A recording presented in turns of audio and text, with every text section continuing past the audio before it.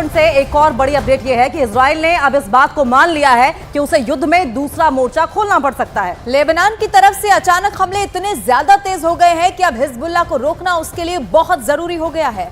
Gaza में Hamas Israel के 44 सैनिकों को खत्म कर चुका है। वहीं अब हिजबुल्लाह भी चुन चुनकर इजराइल के सैनिकों को टारगेट कर रहा है।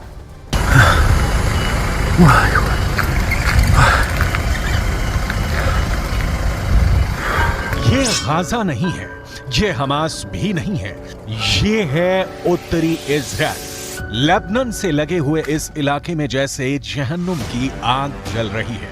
इजराइल अब लेबनान को गाजा बनाने की तैयारी में जुट गया है क्योंकि हिजबुल्लाह ने इस हमले को अंजाम दिया है। इजराइल और लेबनान बॉर्डर पर हुआ यह हमला एंटी टैंक मिसाइल से किया गया है। दावा किया जा रहा है कि इस हमले में इजराइल के कई सैनिक बुरी तरह घायल हुए हैं। अगर ये हमला बड़ा लगा तो इस अटैक को देखिए। हिजबुल्लाह के लड़ाके रमीम बैरक के पास एंटी टैंक मिसाइल फायर करते हैं और फिर होता है ये धमाका।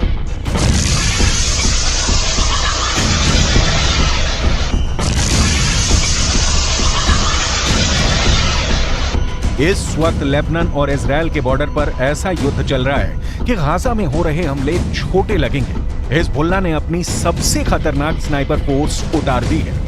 हिजबुल्लाह ने अपने एंटी टैंक दस्तों को इजराइल की पोस्ट पर लगातार हमलों का ऑर्डर जारी किया है।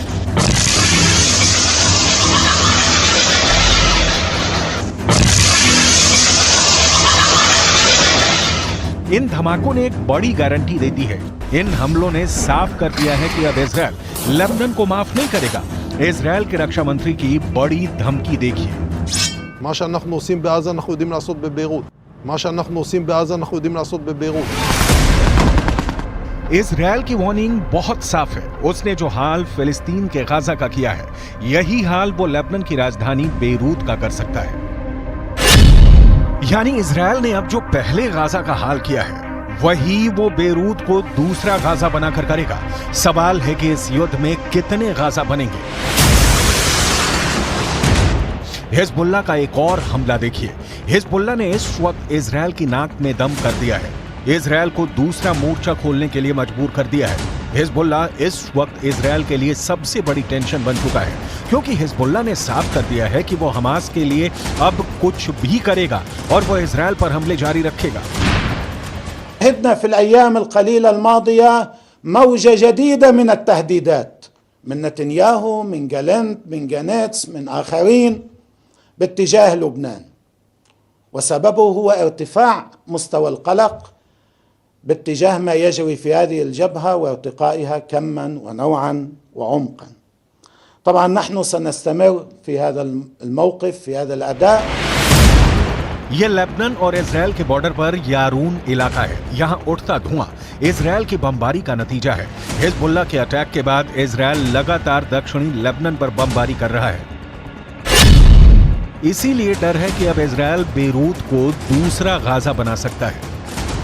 हिजबुल्लाह के महासचिव हसन नसरल्लाह ने अपने भाषण में ऐसी बातें कही हैं कि इससे साफ है कि इजराइल और फिलिस्तीन के बीच चल रही जंग लंबी चलेगी। खतरा है कि इसमें 10 गुना ज्यादा मौतें होंगी। टारगेट पर अब ऐसे ठिकाने होंगे जिसके बारे में सुनकर कोई भी चौंक जाएगा। ये बात पहले से साफ है कि हिजबुल्लाह के पीछे ईरान है। ईरान से जैसे ही ऑर्डर मिलता है, हिजबुल्लाह इजराइल को टारगेट करता है। ये ईरान का ऐसा प्लान है जिसमें हिजबुल्लाह के हमलों के बाद इजराइल बुरी तरह उलझ कर रह गया है। ईरान ने अब ये साफ कर दिया है कि जो भी इस्लामिक देश अब इजराइल के खिलाफ नहीं, वो गाजा की तबाही में बराबर का साझेदार है।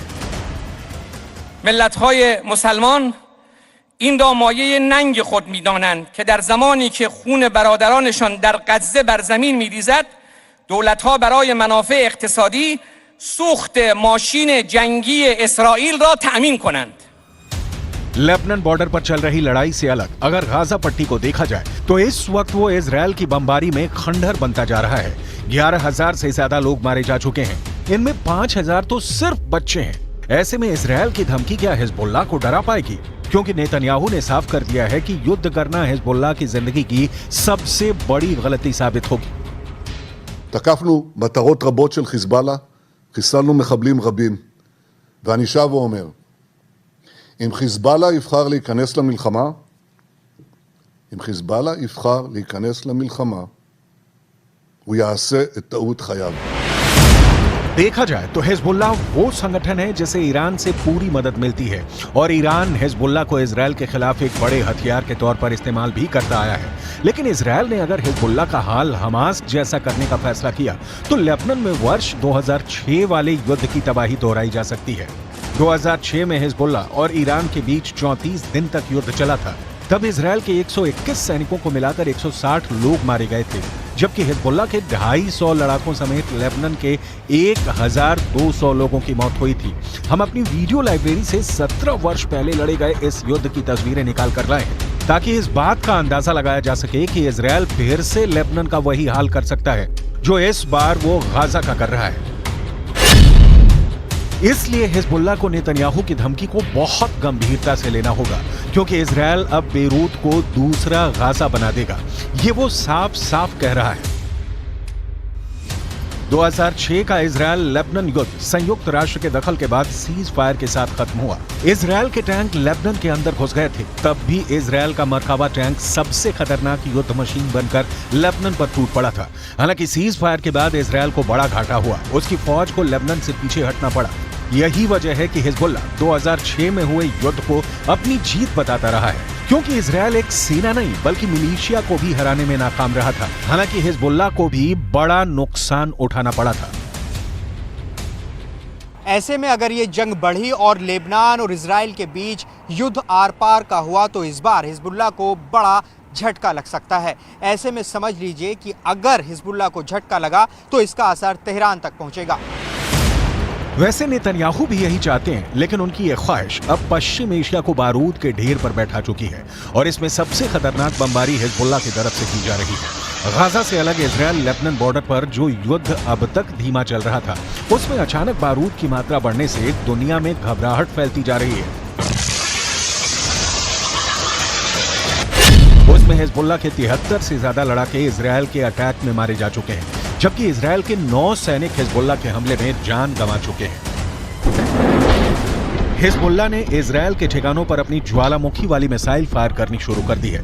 इस मिसाइल के बारे में नसरल्लाह ने बहुत डिटेल में बताया है, ताकि इजरायल को पता चल जाए कि उसके उत्तरी बॉर्डर पर हिजबुल्लाह इस बार किस तरह के हथियार लेकर तैयार बैठा हुआ है। التي نسميها البركان والتي تستهدف بها المواقع. البركان صاروخ زنة المتفجرات الموجودة فيه ما بين 300 كيلو إلى 500 كيلو، يعني نصف طن. لكم أن تتصوروا نصف طن من المتفجرات يقع على رؤوس المواقع الإسرائيلية في المنطقة الأمامية وفي الحدود. अब हिजबुल्लाह के महासचिव हसन नसरल्लाह की तरफ से जो धमकी आई है, वो इस युद्ध को किस लेवल पर ले जाएगी, इसे लेकर इजरायल के प्रधानमंत्री बेंजामिन नेतन्याहू ने भी तेवर कड़े कर लिए हैं। אנחנו ננצח. אנחנו לא נעצור עד לניצחון. אני עומד בקשר רצוף עם נשיא ארצות הברית ג'ו ביידן. אנחנו מאוד מעריכים את תמיכתו, את התמיכה של הממשל האמריקני, את התמיכה של העם האמריקני. वैसे हिजबुल्लाह को लेकर इजरायल की मदद करने पहुंचे अमेरिका को बिना लड़े एक बड़ा झटका लगा है। भूमध्य सागर में अमेरिका के समुद्री बेड़े का हिस्सा रहे 5 कमांडो एक ट्रेनिंग मिशन के दौरान मारे गए हैं। अमेरिका के कैरियर यूएसएस फोर्ड से ऑपरेट करने के दौरान उसकी स्पेशल ऑपरेशन टीम यानी सील कमांडो दस्ते के 5 सैनिक एक हेलीकॉप्टर हादसे में मारे गए। इस वक्त इजरायल और अमेरिका के लिए 4H बहुत बड़ा खतरा बने हुए हैं। इन चारों H के बारे में बहुत गौर से समझिएगा, क्योंकि इन चारों H को ईरान का पूरा समर्थक है।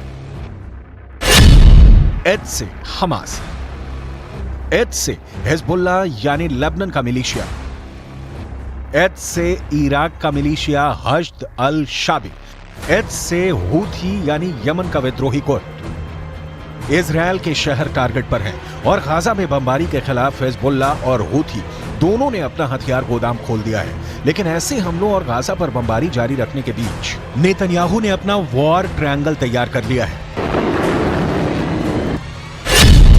नेतन्याहू के वॉर ट्रायंगल में सबसे बड़ा कोना गाजा में हमास का पूरी तरह खात्मा है। नेतन्याहू के वॉर ट्रायंगल में दूसरा बड़ा कोना लेबनान में हिजबुल्लाह का अंत है। जबकि नेतन्याहू के वॉर ट्रायंगल में तीसरा सबसे खतरनाक कोना है सीरिया, जहां से इराक का मिलिशिया हश्द अल शाबी इजरायल के बॉर्डर तक पहुंच सकता है। यही वजह है कि सीरिया पर इजरायल की एयरफोर्स ने हमले तेज कर दिए हैं। ये तीनों जगह इजरायल के बॉर्डर से लगी हुई हैं और इजरायल इन्हें अपने खिलाफ सबसे बड़ा खतरा मानता है।